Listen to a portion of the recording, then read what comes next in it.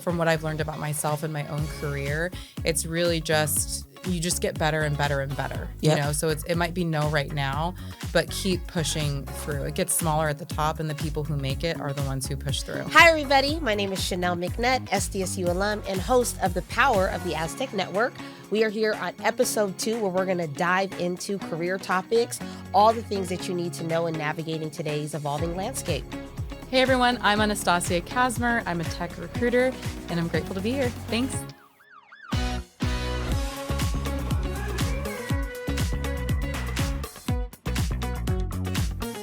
Hi.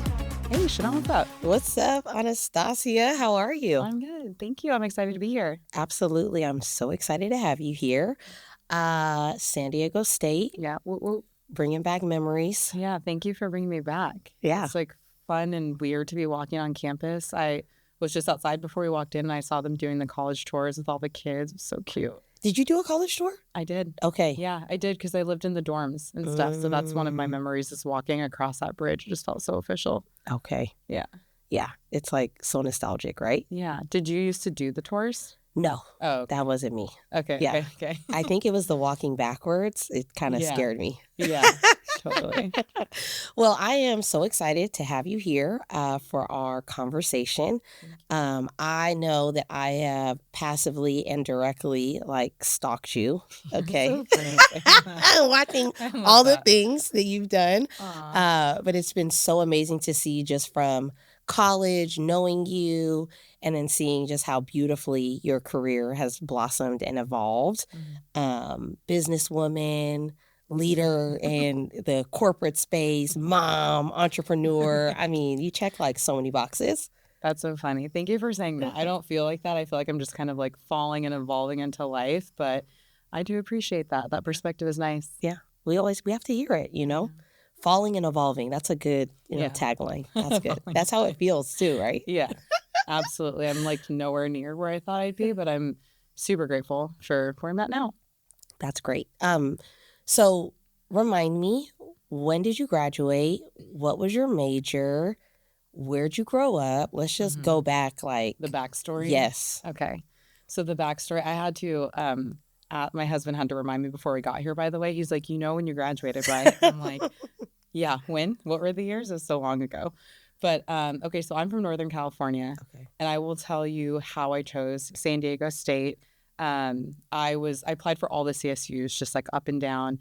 And when I came to San Diego State and did the campus tour, they were showing the main part of campus that looks like the Mission. And they were like, this is where we filmed Bring It On. And I was like, yes, this is the school I'm going to. Was a high school cheerleader. So that's kind of what sold it for me.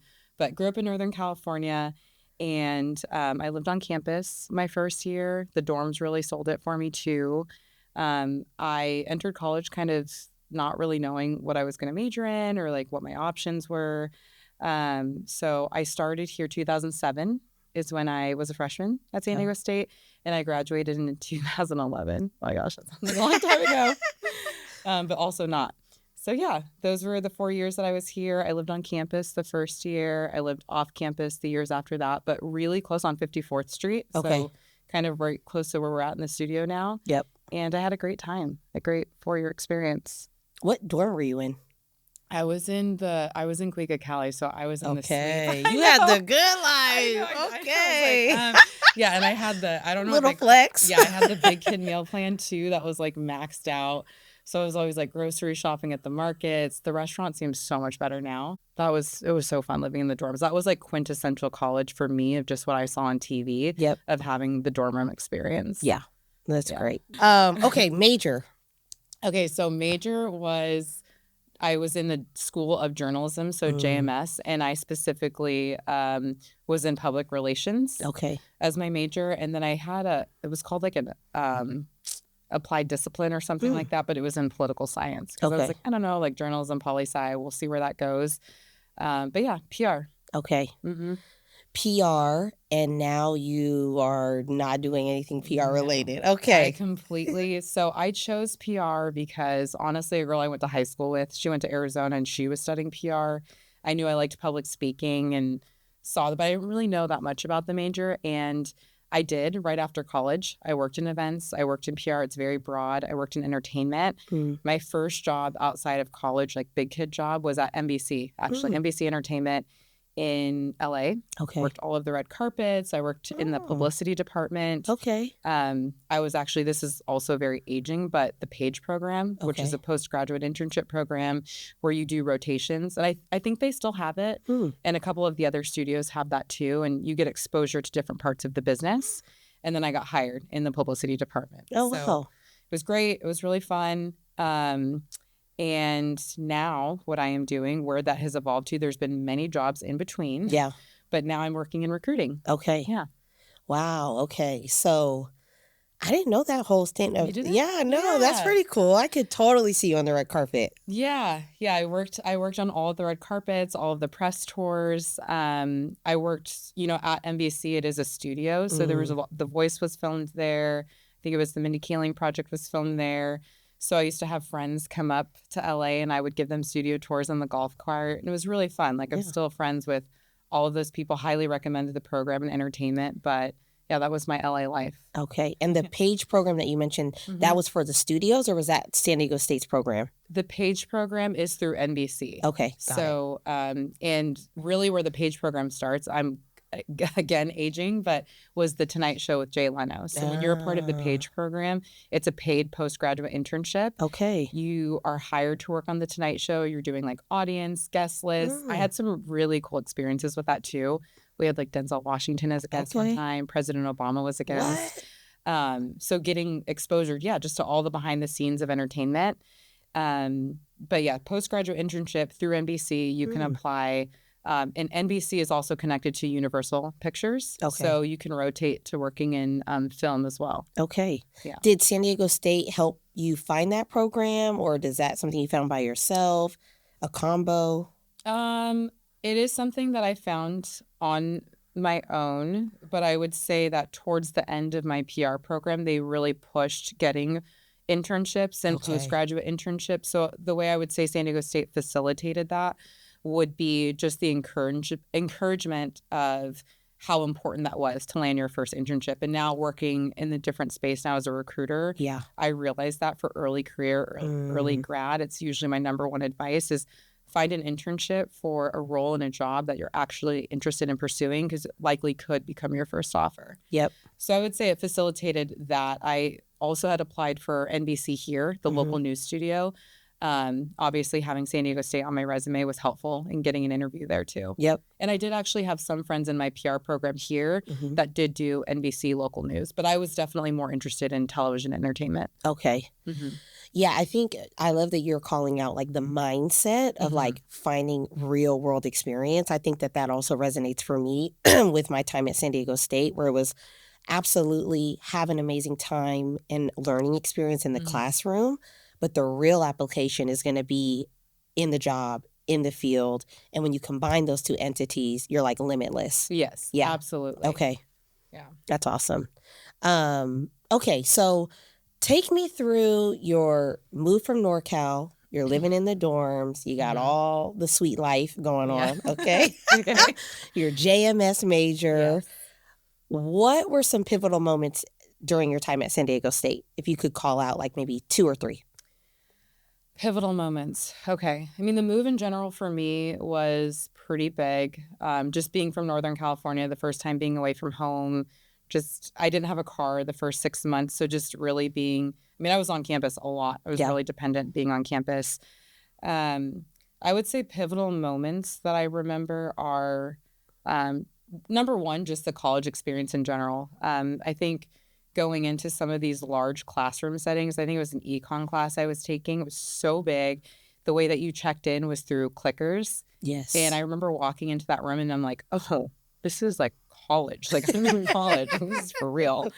So those are pivotal moments. And I just felt like an adult. I feel like the whole experience of you can or can't go to class, like you don't have your mom like waking you up or your dad or someone, putting that schedule. So it's really all on you. Like you could just miss class if you wanted to. So that level of responsibility was huge.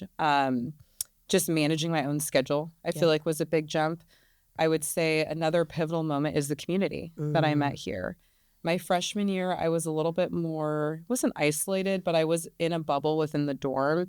Those really become kind of your first default friends, Yeah. whether that would be who you naturally gravitate or not. You just by nature of living with each other. So one of my best friends that I met in the dorm, my dorm mate, we're still friends to this day. We're both, Really? yeah. Oh, cool. She's in Virginia now. She met a Navy SEAL in San Okay. Diego, so she's there. But we'll always have that core memory. We are like two totally different people, but it's just that core memory in the dorm.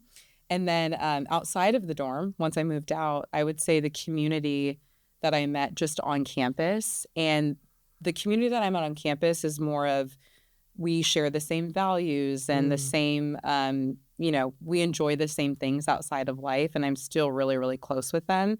And so I love that we have San Diego State as this anchor, totally different majors, totally different walks of life. But these are like my core, like family now.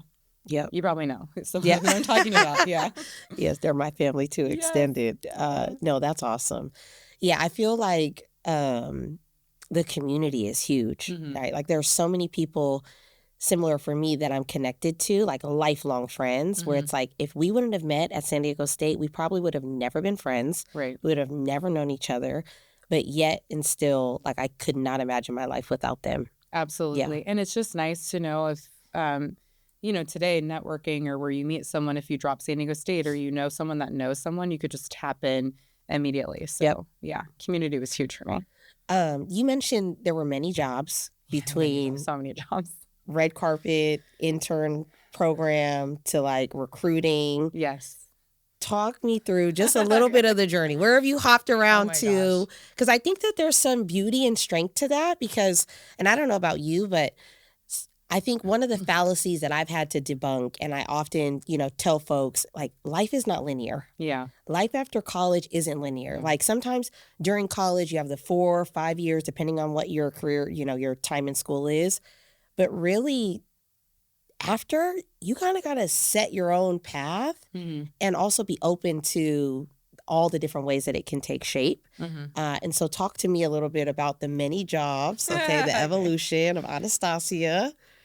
Yes, there's something you just said about being open, and I think that has been probably the number one thing that's made me the most successful is just being open and adaptable because my path is certainly not linear. I think before I get into it, I think that previously I don't know if the word is shame, but I didn't really talk about my journey as much because it wasn't linear. And then I got to a place where I assumed everyone's path was a little bit mixed up.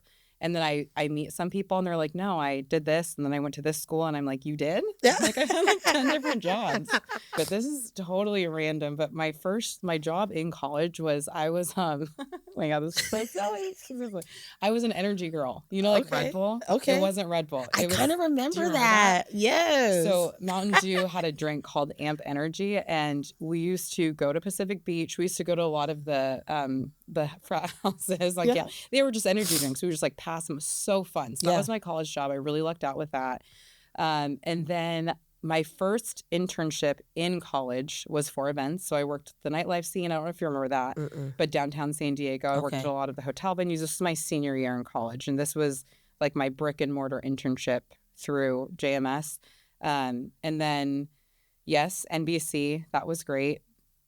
And then after NBC, there was 2 jobs before NBC. Okay, before NBC, I moved to LA without a job. I was like, I'm going to make it.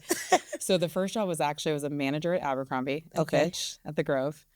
Then after that, I worked at a limousine company. Okay. It's the number 1 limousine company in the world, and they cater to all the celebrities, like the Drakes, the Rihannas, all of that stuff.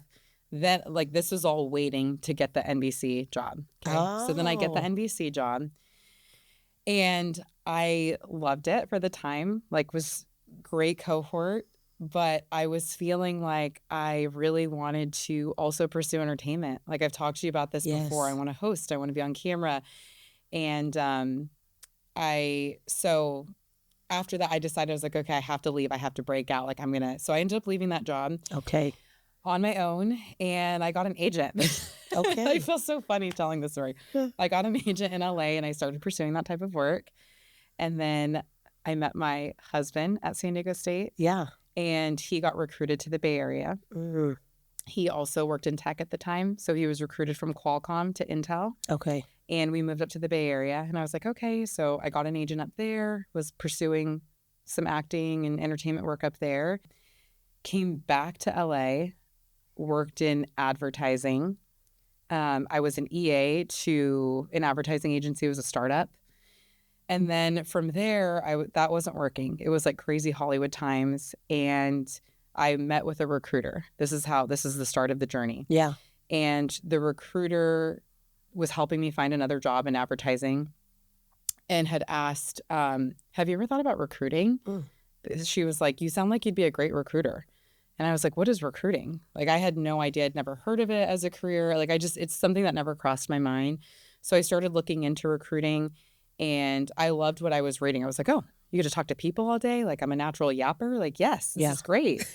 So I pursued working at an agency, a recruiting agency. And in an agency, you do sales and you recruit candidates. And that was the start of it. And I really liked it. I worked in a hub. It was a New York agency that was launching an LA office.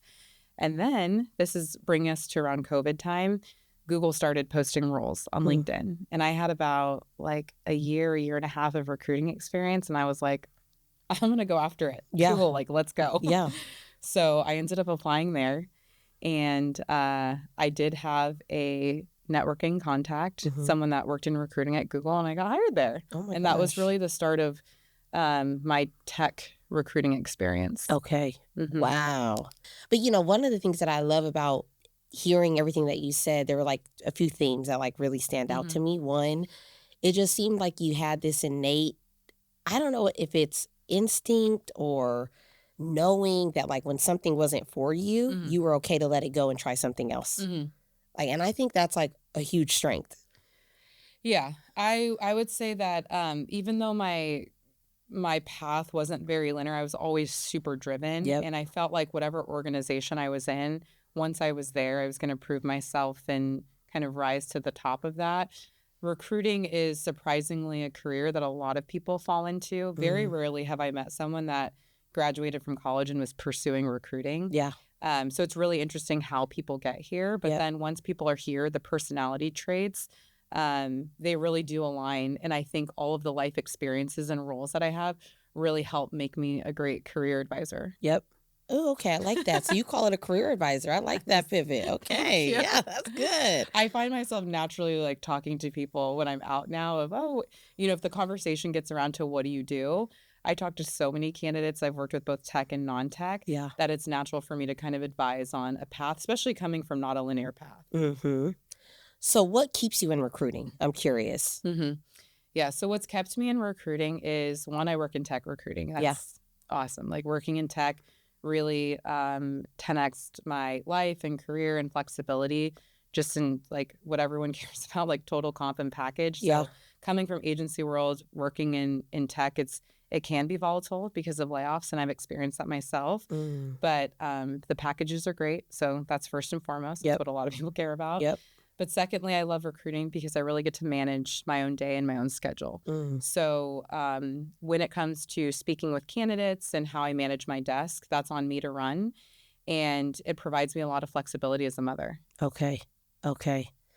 Is recruiting different today than it was like when you first started? Absolutely. Okay. I think recruiting is different today because of the market. The market is really hot. And specifically what I work in tech, it's extremely competitive. When you work for a top tier company, then of course you have comp packages that you can offer that are usually going to beat the market. You feel really confident about bringing a candidate through the experience. When you are not working at a hot tech company, the competition is even harder. And not necessarily not hot, but if you're not at one of the top 5 FANG tech companies, which are Facebook, Amazon, Apple, Netflix, and Google, then it's challenging for everybody else to try and beat those numbers. Okay. Or AI, of course, now. Yep. Is there anything when you think about your time at San Diego State that really propelled or supports your career today? Yeah, I would go back to the network. Okay. I think the network really was the most important thing, which does tie back to what we were talking about earlier, the community. of just being able to, one thing about being a recruiter is there's a lot of outbound sourcing and, who we're reaching out to, who we're engaging with. If I need to know somebody, or if I see a mutual connection with someone on LinkedIn, then usually I'm like, hey, I'm trying to get in touch with this person. Do you know them? Can you plug me in? If they went to San Diego State, if we have San Diego State in common. Okay. I would say that, and this is the same about companies that you work at, but San Diego State's brand and name is so strong that I usually don't have to say, like, you don't have to explain who San Diego State is, right? Sometimes you're like, oh, I went to this little small college. You never heard of it, blah, blah, blah. Yeah. So I think, just having one on my resume, seeing it on someone else's, and just the San Diego State network, the brand alone is really helpful. Okay. Yeah. Do you have like a story of like where it's kind of helped you out? Or where you've leveraged it? I don't know that I've necessarily had to leverage it. I will say when the basketball team was really hot, that was helpful because it's always like a point of, and then they still are super hot, of course, but it's really just like an easy point of engagement and conversation. Like you can just build rapport from the beginning. So I'm sure it comes up multiple times in conversations, especially working in the San Diego community. Can't think of like a super specific time. But I love, like, I still come to alumni games. And so when I'm meeting with, people who are a little bit more mature in their careers, it's always helpful to have kind of that rapport built in. Okay. From San Diego State. Something you said a moment ago about like rarely you'll find somebody who wants to be or is set out to be a recruiter. They kind of fall into it. And that actually came up in one of our other conversations too with an alum. I'm curious, for those that are navigating today, student, recent grad, and they may not have thought about recruiting, what are some things that you could like help identify, like qualities, capabilities that if they have, they could kind of explore recruiting as a career option? Yeah, I think the reason why I never considered recruiting as a career option in the first place or thought about it is I feel like oftentimes recruiting gets lumped in with HR and people assume they're one and the same and they're completely different. Yeah. I know nothing about HR. If someone were to ask me about a benefit or anything that HR related, anything they do, HRBP, all of that stuff, I have really no idea the process, maybe at a high level. And I think sometimes people assume that HR knows what recruiting does, and we're two totally separate things. So even at like a collegiate level, I would think you'd probably be pursuing more HR than recruiting. Yeah. Some skill sets that are really, I recognize recruiters now all the time when I meet people, and the skill sets usually are very, very closely related to sales. So I would say someone that's highly driven and motivated by that sales type mentality, because recruiting basically is sales. Yep. We're, selling to hiring managers, we're selling candidates, we're selling the company to candidates. So those certain characteristics that you see in people who are really successful in sales would also do really well in recruiting. Okay. That's awesome. Let's talk a little bit about navigating today's job market. You kind of alluded to it. It's a hot market. There's a lot of competition. Now we're entering, and I would say not now, but like the evolving landscape of AI. What are some misconceptions that you want to kind of debunk as recent grads enter the job market? Yeah. Gosh, this is really tough for me. Early career is really near and dear to me because I can put myself in that position, and I know how hard it is to market yourself, to break in. And honestly, if it wasn't for my network and some of those people that opened doors for me, it'd be very, very challenging. I don't work directly with early grad now, but I do attend conferences where I do see and work with early career talent.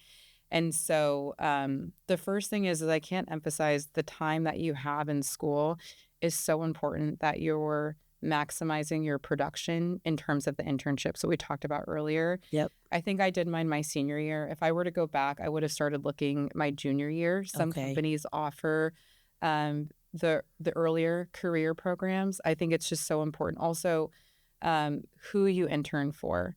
I think I got really lucky with NBC, but I interned for, it was fun. It was like a nightlife events company, but having a recognizable name, which it's not easy to do. Yep. But if you're able to do it here in San Diego, a local community, using the resources that we have at San Diego State, maybe tapping into some of this alumni network, it'll go a long way. When you start having, Qualcomm, NBC, any of these like companies that we have here that are national companies, that's going to make your resume. It just is like that's the transparent facts. It's going to make your resume stand out.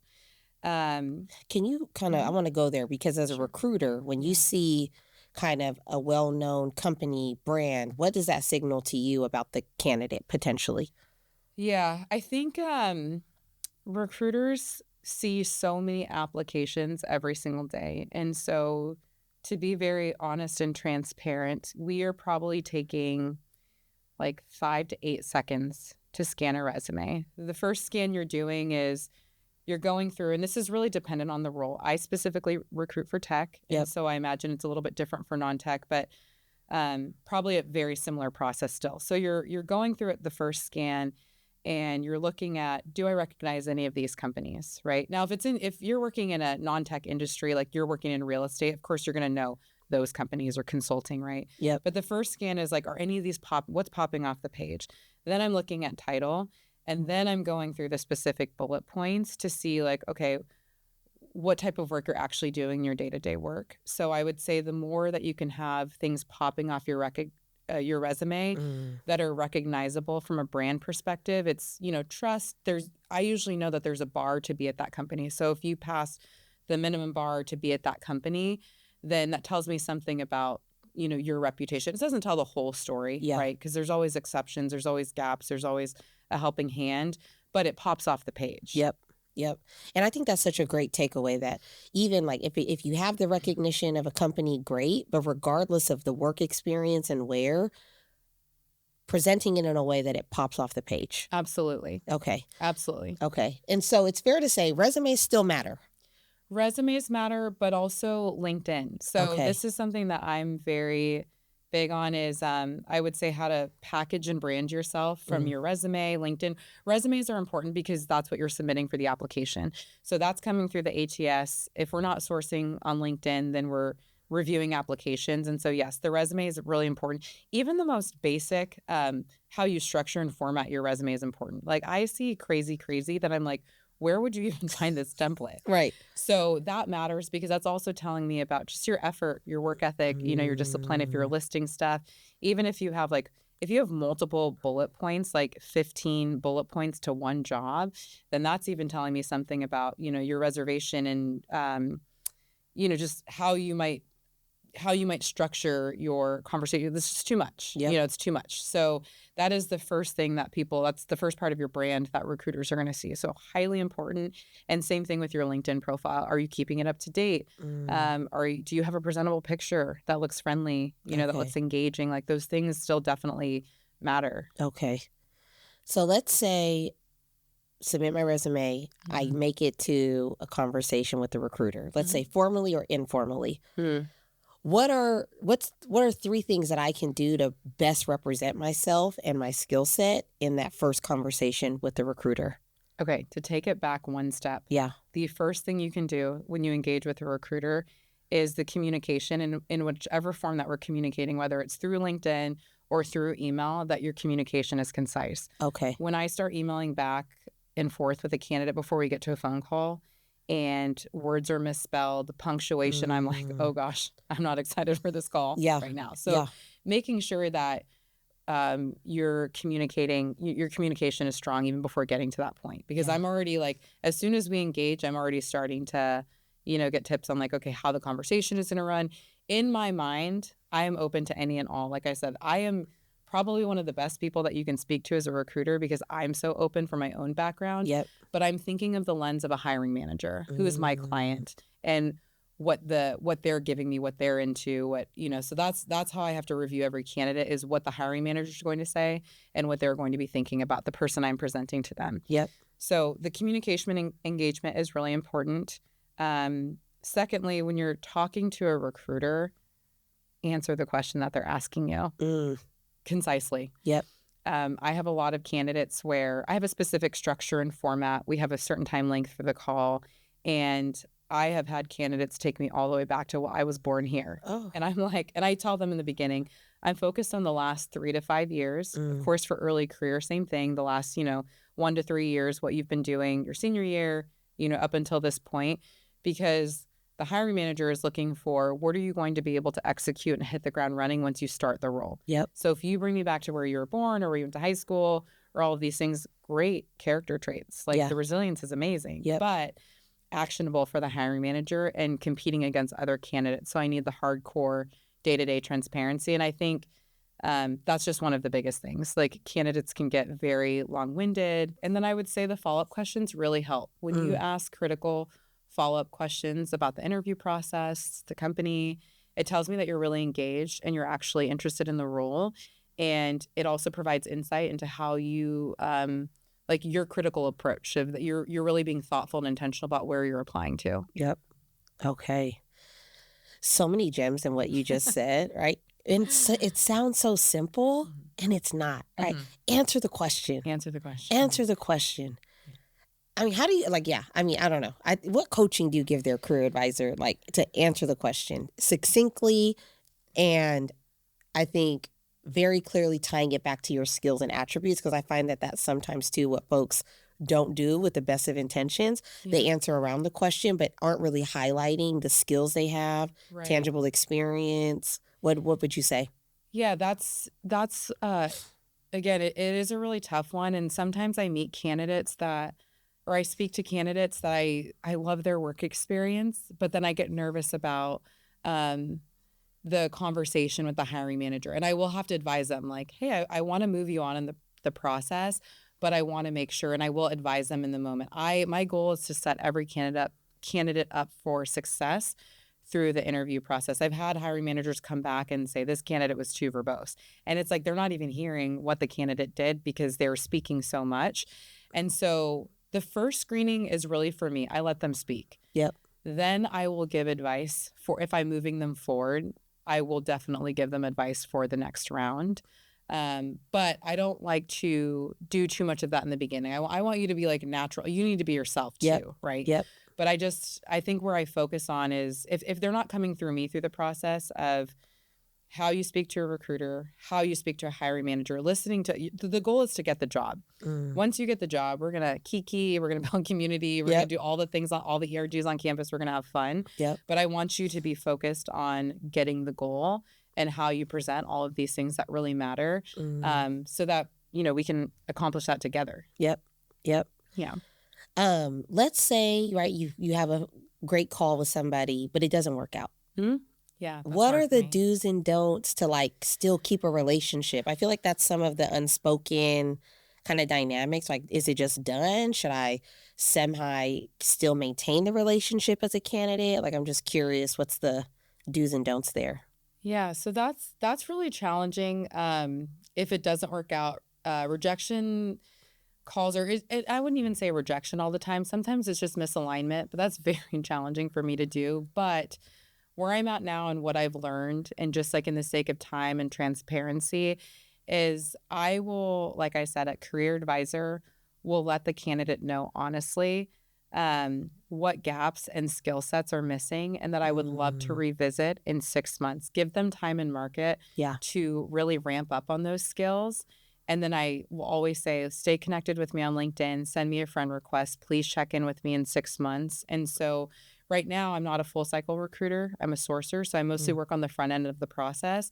So I have more time to keep that engagement. That is my goal, is to build a community and to keep that engagement with the candidate and then keep them interested in the company that I work for.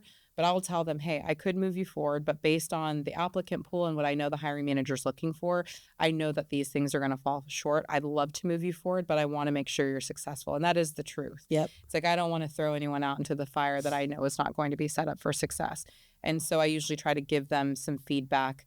And for what I do too, we do technical screens before we move into a final round. And so if they don't pass the technical screen, and for non-tech, it would be a hiring manager screen, I will always ask the assessor what the feedback is so that I can share that with the candidate. I think it's so important for them to know that. That's great. And I think too, it's just a good tip for folks that even if your recruiter isn't amazing like you are, when you're offering that, candidates or students, early grads should know, ask for it, right? Because I think that's even like a really good sign of just your commitment to growth, whether, hey, what can I do better? I know this just didn't work out.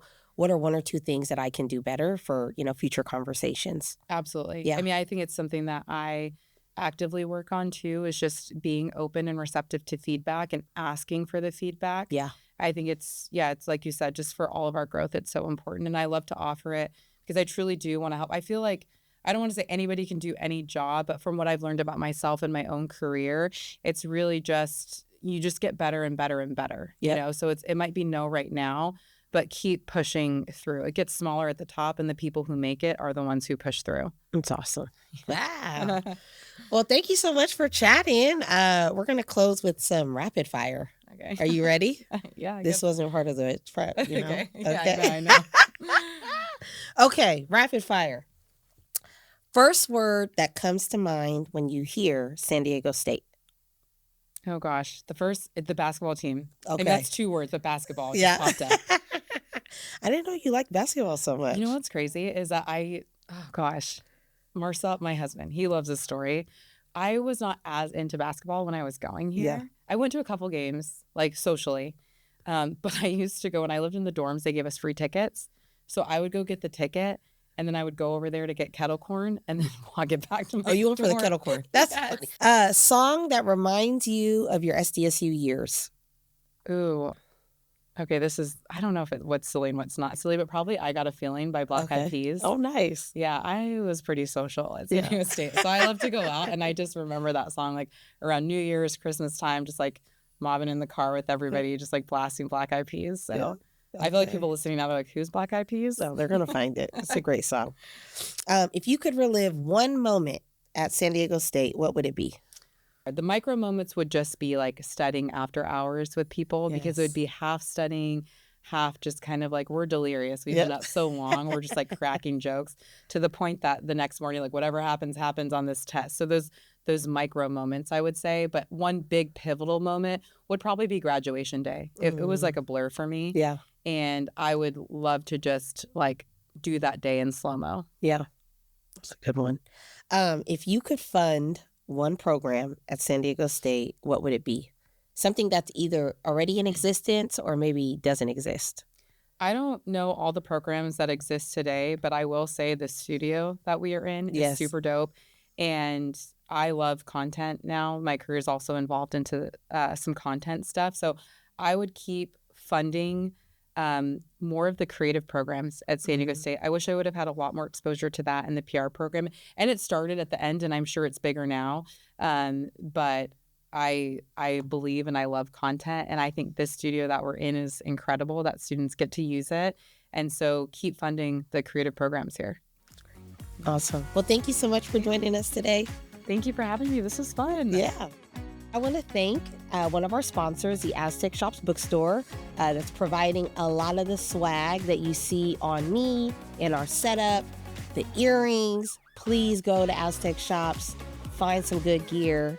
You won't regret it.